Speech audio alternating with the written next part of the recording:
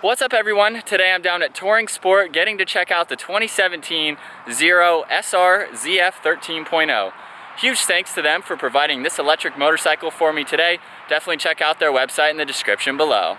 And the model that we're looking at today is finished off in a very nice red and has an MSRP just under $16,000.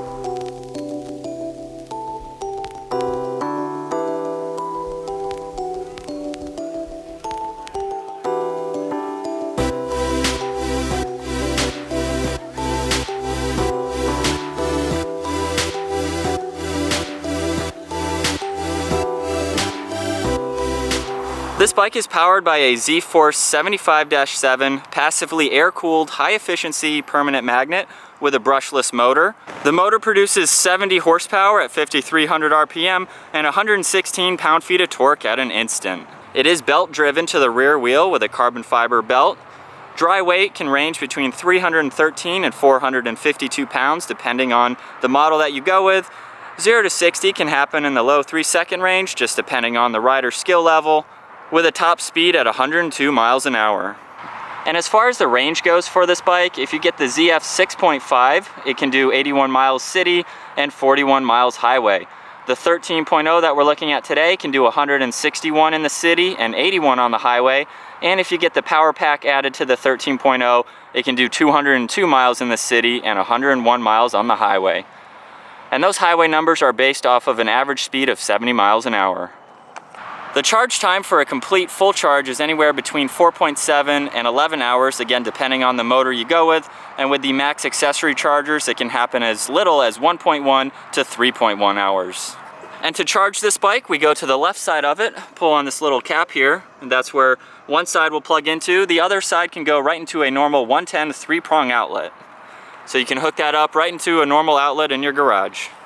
Starting up front, this bike has a super clean naked style look to it. It has a single projector beam headlight, which also functions as the high beam, integrated turn signals on either side, and the design of the fairings provide more cooling to the powertrain. The wheels measure 17 inches and have a nice 10-spoke design pattern to them, wrapped in Pirelli Diablo tires.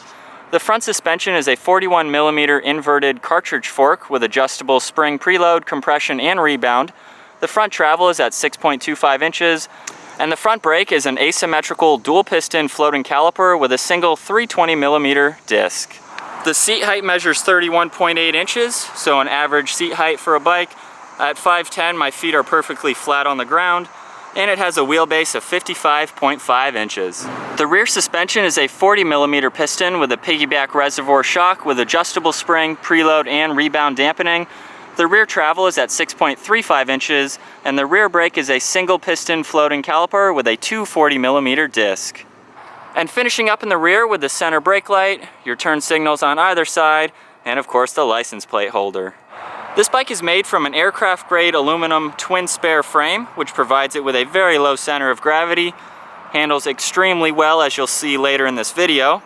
We'll take a look at the motor real quick. It's located right in the front of that shock there, which also gives this bike a low center of gravity along with the frame, so you can see it all the way tucked back in there nicely. This has a lockable center compartment where the gas tank would be on a normal bike, and all you need to do is use the key, open it right up. You can see how much space you actually have in here. This is the helmet lock that you can use as well. Plenty of storage, as that's the only storage for the bike. And now with the key, we'll go ahead and hop on the bike, take a look at the display screen. Most bikes will have a handlebar lock, so inserting the key, pushing it down to the left will lock that, but we'll go ahead and turn on the electronics here. You can see on the far left is your battery indicator. You have a clock above that. In the center is your RPM gauge along with a temperature gauge. You have your miles per hour and your odometer. Over to the right side is your output and your regeneration. So as you're on the gas, you'll see the output meter light up, and then when you let off the gas and put on the brakes, you'll see your regenerative power light up on the bottom side. You can also see it's in the custom setting right now. So using the mode switch on the right side, I can go back to Sport, Eco, and then right above that is how you turn on the bike. So it's off right now. Before I put it on, you'll see this red flashing indicator right here, which means the bike is off. When I go ahead and turn it on, it'll turn green in the center. So that way that you know the bike is live and once you put your hand on the throttle, it's ready to go. So we'll cut that back off. You have your front brake with your mirror on the right side. On the left side, we'll start off with the horn. You have your side indicators, a hazard switch, and then you have your high beams and your flasher on the left. No clutch, obviously, and no gear shifter down on the left side. All right, guys, so I have chose to ride the bike before I go over all of the detailed specs. Since this is a fully electric bike, I wanted you guys to see my first initial reactions or first impressions. Normally I would do all the specs first. Let's go ahead and hop on here. So we're going to go to the on position like a normal bike would be. Now it's a green light and the bike is live. There's no start button. The dealer told me here to start in eco. Oh, I went for the clutch. Start in eco so I can get used to it here. There's no sound. All right, here we go. I'm gonna go for the clutch so many times today. Woo. Okay, so eco mode is supposed to be, kind of just cruising around here. Kind of just limits the power a lot. Oh my gosh. And then there's a custom mode, which you can actually control using an app on your phone, which is pretty cool to see. My left side is doing absolutely nothing. I'm just going to be moving all day here. Oh my gosh. And anytime you're slowing down, it will charge or recharge as well. This is so weird. It rides like a rides like a normal bike. Kind of set up in like a Street Fighter position, kind of the naked style bike. We still have your horn, your blinkers. Ooh. It's instant torque all the time, so I'm at full throttle right now. It rides very comfortable. I like it's still a two-seater, which is nice, but I'm completely upright right now. So it feels exactly like a Hyper Motard would be, or the Monster, a bike like that. Double tap it. Now I'm in sport mode. Oh, it's so weird not going for the clutch. Woo! Holy crap! Wow! That is a huge difference between sport mode and eco mode for sure. That was, wow, that is instant torque, instant horsepower all the time. If you're looking for a bike that, you can ride around town, you're not looking for a lot of noise or anything like that, this is a great commuter. I mean, there's nothing to, there's nothing, no noise or anything, so you can have two people talk comfortably, just cruising around. It gets a lot better mileage, or I should say battery life, in the city than it does on the highway. And the main reason with that is stop and go traffic, is recharging the battery compared to being out on the highway where you're just, pinned just cruising. All right, here we go out onto the highway in sport mode.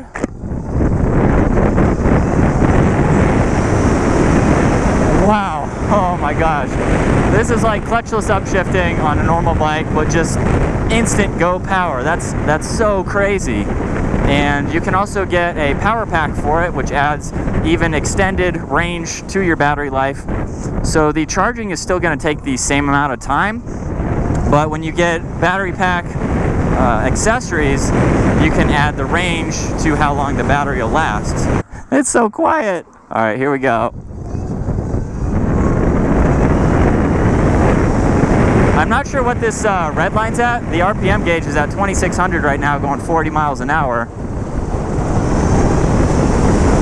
Oh, wow. It's impressive. It's impressive. Handles well. It's lightweight. Well, relatively speaking, depending on the model that you go with, it's between about 313 pounds up to a little over 400. So it's kind of like in the 600cc bike weight range, but with the upright style of this bike, it's so easy to just put it where you want it.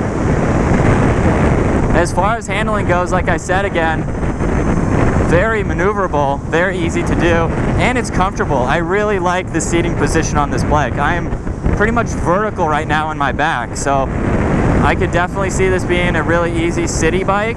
You could get it out on the highway if you needed to go somewhere, obviously. But very comfortable. The seat is very comfortable too. There's a little notch right behind me, so I know I'm not gonna slide back when that torque hits. It's so quiet. I went through the 3 different modes. I'll show you a clip here of using the Zero motorcycle app for your phone, which is really cool to see. You can customize pretty much everything. You can go through your torque, you can go through your top speed, so you can limit that. If you have someone riding your bike, especially someone, you know, like a new person or a new beginner riding your bike, you can limit the torque, the top speed. You can go through a bunch of other customized settings. So that is my ride-in review of the 2017 Zero SR ZF13.0. Huge thanks again to Touring Sport for providing this bike for today's video. Definitely check out their website in the description below. This was my first time riding a fully electric motorcycle. It was definitely an experience to not shift and have that torque instantly. I think this is a really cool bike, very neat design, and I'm sure they will improve as technology improves along the way. If you enjoyed the video, make sure you give it a thumbs up. Be sure to click on that subscribe button. If you're new to the channel, make sure you stay tuned for more videos on the way. I'll see you all next video.